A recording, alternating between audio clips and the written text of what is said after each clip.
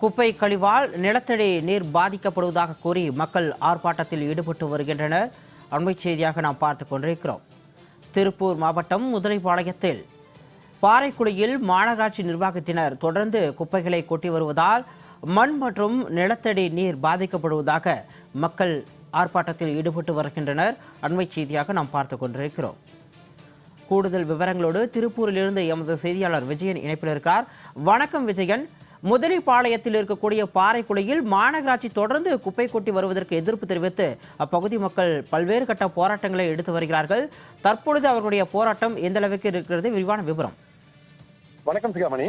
அதாவது திருப்பூர் அருகே, அதாவது முதலைப்பாளையம் நல்லூர் பகுதிகளில் இருக்கக்கூடிய அந்த கைவிடப்பட்ட பாறைக்குழியில மாநகராட்சி நிர்வாகம் கழிவு குப்பைகளை கொட்டியதால அந்த மண்ணையும் நிலத்தடி நீரையும் மாசுபடுத்தி இருக்காங்க. அதனால விவசாயமும் பாதிக்கப்படுவதாக கூறி அந்த பகுதியில் வசிக்கக்கூடிய அந்த கிராம மக்கள், விவசாயிகள், சுற்றுச்சூழல் பாதுகாப்பு குழுவினர்கள்லாம் சேர்ந்து 500க்கும் மேற்பட்டவர்கள் அந்த காய்கறி மாலை அணிந்தும் அந்த கெட்டுப்போன நிலத்தடி நீரை பாட்டில் எடுத்துட்டு அங்க அந்த பகுதியிலிருந்து ஒரு கிராம மக்கள், விவசாயிகள் ஒரு 500க்கும் மேற்பட்டவர்கள் தற்போது கண்டன ஆர்ப்பாட்டத்தில் ஈடுபட்டு வர்றாங்க.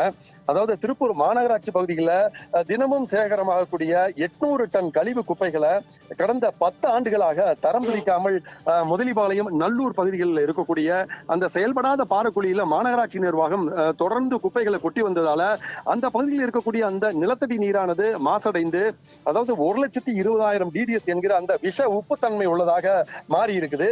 இதனால அந்த பகுதியில எந்த விதமான விவசாயமும் செய்ய முடியாத ஒரு விவசாயிகள் மிக கடுமையாக பாதிக்கப்பட்டிருக்காங்க. அதாவது குறிப்பா அந்த மஞ்சள் உள்ளிட்ட அந்த பயிர்கள்லாம் பயிர் செய்ய முடியலன்னு சொல்லிட்டு காய்கறிகள்லாம் நோய்வாய்ப்பட்டு அந்த விளைச்சலும் பாதிக்கப்படுவதாக கூறி அந்த பகுதியில் இருக்கக்கூடிய விவசாயிகள் அதாவது பாதிக்கப்படைந்த அந்த பாகற்காய், காய்கறி, மஞ்சள் கிழங்கு, தென்னை மற்றும் அந்த மாசடைந்த நீர் உள்ளிட்டவற்றை எடுத்துட்டு அந்த மாலையாக அணிந்து அந்த முதலைப்பாளையம் நல்லூர் சுற்றுச்சூழல் பாதுகாப்பு குழுவினர் சார்பா அந்த விவசாயிகள் தற்போது திருப்பூர் குமரன் சிலை அருகே மாநகராட்சியை கண்டித்து ஆர்ப்பாட்டத்தில் ஈடுபட்டு வர்றாங்க. இதுல சுற்றுச்சூழல் பாதிக்கப்பட்ட இந்த பகுதியை மாசுபட்ட பகுதியாக அறிவிக்க வேண்டும், பாதிக்கப்பட்ட பகுதிகளுக்கு இழப்பீடு வழங்க வேண்டும்.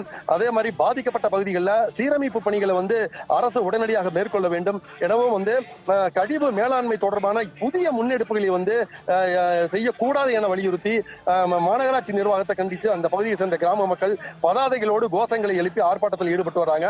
இந்த ஆர்ப்பாட்டத்தில் ஈடுபட்ட கிராம மக்கள் கை குழந்தையோடு ஏராளமான பெண்களும் இதுல கலந்துட்டு இருக்காங்க.